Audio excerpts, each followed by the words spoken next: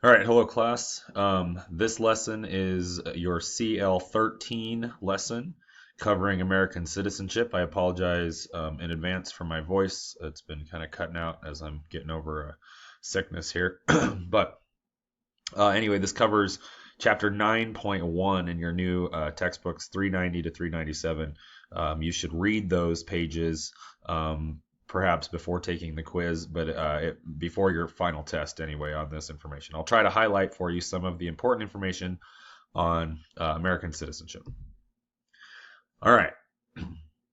So you want to be an American citizen. There are two ways of automatically becoming citizen. Well, first of all, there are two ways of becoming a citizen. One is by birth, and the second way is by naturalization. So you can either become a citizen of the United States at birth or through the naturalization process. Now, under the birth heading, there are two ways to become a citizen by birth. There is jus soli, or the law of the soil, and jus sanguinis, or the law of blood. Maybe some of you have seen that root sanguine before. Has to do with blood, and soli is just soil with the letters switched around. So that might help you remember. But those are Latin roots. So let's talk about the law of the soil first, or jus soli. Any person who is born in the United States is an automatic American citizen. Some people probably realize that, but here it is. Born in the United States or one of its territories. So anyone born in the United States, Puerto Rico, Guam, the Virgin Islands, or any other U.S. territory is an automatic citizen no matter what your parents are. So yes, if an illegal immigrant comes across into the United States and gives birth, the child is an automatic American citizen based on our law of the soil, but based on being born on U.S. soil. Okay? People born in Puerto Rico are all American citizens. And that goes for most U.S. territories as well. That also goes for U.S. embassies down here. All right. And anybody born aboard a U.S. public vessel, like a ship, a cruise ship or something like that, if it's an American ship and why you would be that close to giving birth and on a Caribbean cruise, I don't know, but you're automatically an American citizen if you're on a ship that's the United States owns. So think about who that all includes. Anyone born in the United States, automatically a U.S. citizen. Okay. Now, the second automatic way to be a U.S. citizen is if you have American blood. So think about that. Like if you are Polish, they might say you have Polish blood in you, or I've got Irish blood in me, right? It just means that I'm part Irish, or I've got ancestors from there. So the law of blood means you've got American blood. You've got American parents. So if your American parents, for example, are American citizens, and you are born outside of the country, but both your parents are American citizens, and as long as one of them has lived in the United States, you are automatically an American citizen. Okay? This law of the blood only applies to kids who are born outside of the US. Because if you're born in the US, automatic American citizen. So why would you possibly still be a citizen, or how could you possibly be a citizen if you're born outside the United States? So what if you've got two Americans who have a business in Germany, and they just moved to Germany a few months ago, and they lived in the United States their whole life, but they had a kid over in Germany while they were there. That kid is an American citizen because both parents are American citizens, and at least one of the parents has lived in the U.S. For any length of time. As long as both parents are American, you are an American citizen. That's a good, safe way to remember it. Okay, assuming they have lived in the United States. There's also a way if only one parent is an American citizen.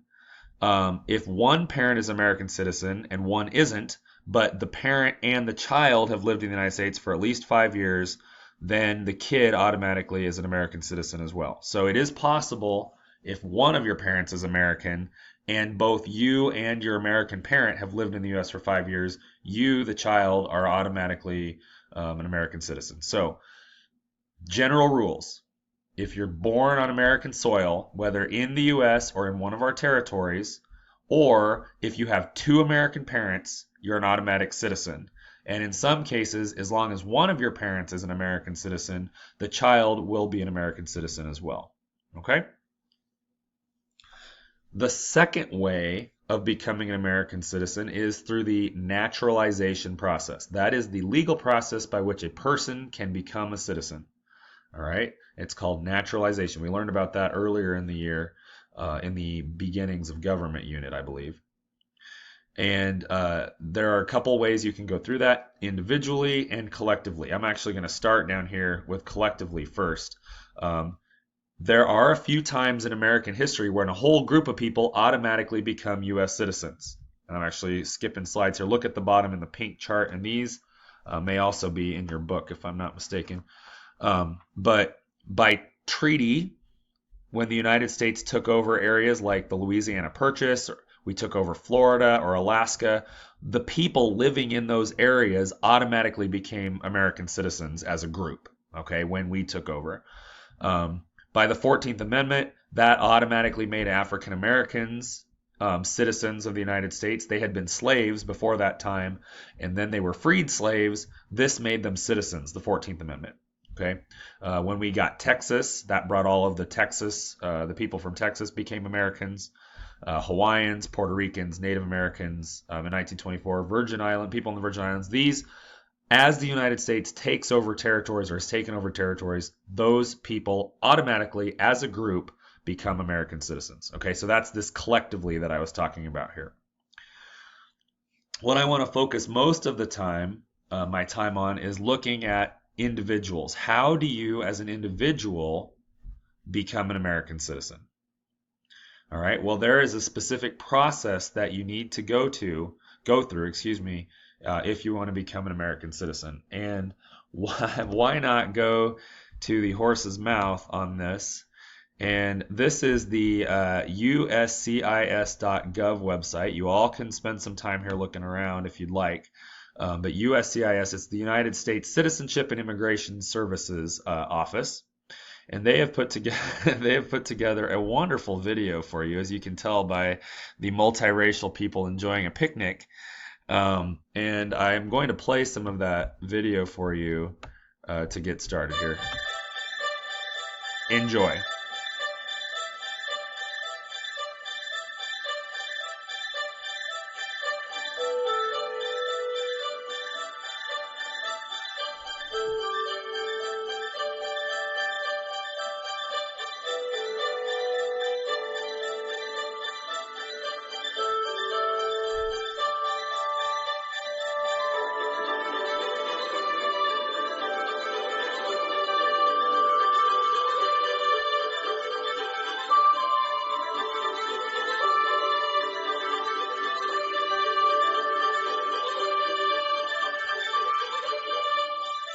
Welcome to the United States.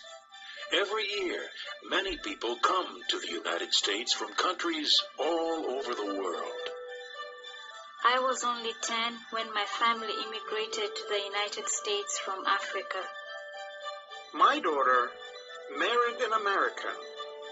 When she became a U.S. citizen, she brought her mother and me to the United States.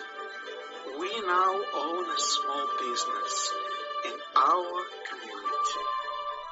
I came to the United States because I want to have a better life, especially for my children.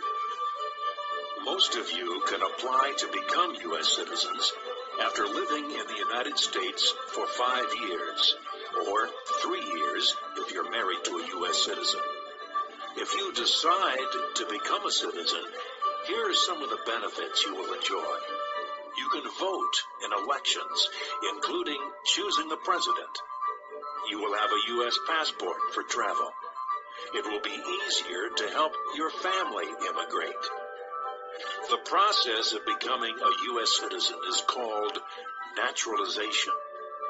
There are several steps in this process, including filing an application for naturalization, taking the naturalization test, and living in the United States as a legal permanent resident for 5 years, or 3 years if you're married to a U.S. citizen. Even if you're not eligible to apply for naturalization right now, there are things you can do now to make sure you can become a citizen when you are ready. First, you need to learn English. You must show that you can speak, read, and write basic English to pass the naturalization test. In my English class, I learned many things, not just how to speak and read English, but about how other immigrants succeeded in America. It made things easier for me and my family. Second, you need to learn about U.S. history and government. This is also called civics and is an important part of the naturalization test. In the United States, citizens play an important role in government, and you need to learn about this role. You also need to learn about the rights and responsibilities U.S. citizens have. In the United States, citizens can express their opinions freely, travel freely, and go to any church they choose. Many people in other countries don't have those freedoms. You can get help from the website of the U.S. Citizenship and Immigration Services, also called USCIS. Okay, so you kind of get the gist of that, and let me get back to the slides here.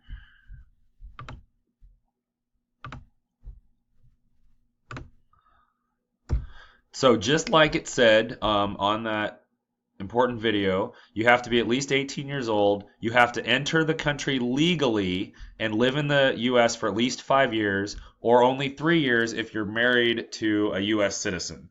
And you have to do that continuously before you apply for citizenship. And you have to be here legally. So people ask, can illegal immigrants become citizens? Not technically by way of naturalization. You have to come here with what's called a green card, where you have permanent residence. Like the United States allows a certain number of people in every year. You need to be one of those people, and you need to live here and keep yourself out of trouble for a certain amount of time, for 5 years or 3 years. Okay, then you have to file paperwork with the court, file a petition for naturalization. They showed that on the video. You have to be literate in the English language. You have to be of good moral character, have good understanding of the U.S. and government. Then at the end, you take an oath that you will support and defend the Constitution and its laws. I'm going to actually skip a little bit now. All right, so back to this USCIS website. What if you want to become a citizen? There are some ways that you can study for the test. They have study materials, for example, for the English test, because you have to show that you can speak English. So one thing you can do is learn how to understand commands and practice with something like this. Please be seated. So I have to, which one of these pictures goes with? Please be seated. Well, it looks like maybe it's this one. Nice.